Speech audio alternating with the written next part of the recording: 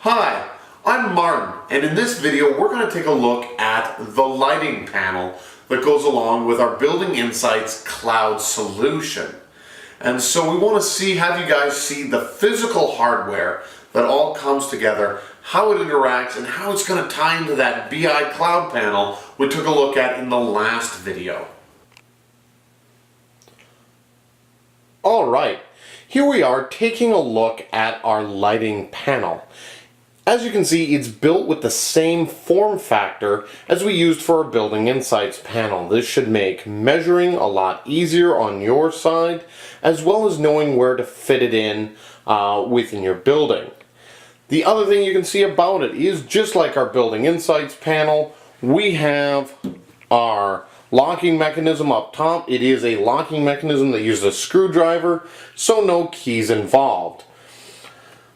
One thing that you're going to see is this big red caution sticker up here for electrical shock. Now, we've put that on there because obviously we're running high voltage into this panel. Thinking ahead on that, one of the things we wanted to do was use the Verus 102 relays. They have a little cover that pops off here, and I can now actually take control of my box directly from the outside without ever having to reach inside the panel. So staff does not need to be involved reaching inside the panel in order to manipulate anything or in order to take manual control of the box. Let's take a closer look as to what's inside.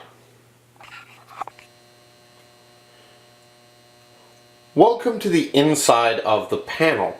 In order to keep it simple, we're going to move left to right in a clockwise manner, walking around this panel.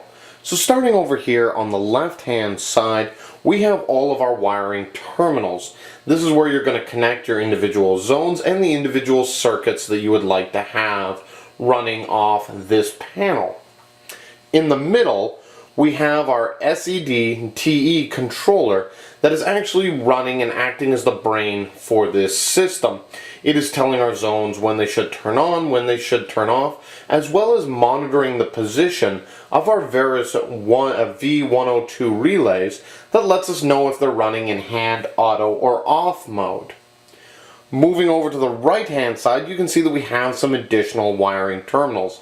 There is an expansion panel that we can bring on to our lighting panel, so if we have more zones than our initial 16 circuits for zones, we are able to expand past that.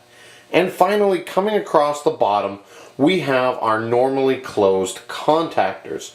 What this means is that if we have a power failure, these are going to fail on. I'll simulate that here. I click them off. My contactors fail on.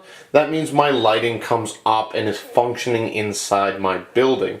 So just keep that in mind, that these are normally closed contactors, and in the event of any sort of failure, you can make sure that they fail on and we keep systems up and operational. Thank you very much for your time. We're going to now show you some of the devices that can connect up to our Building Insights system.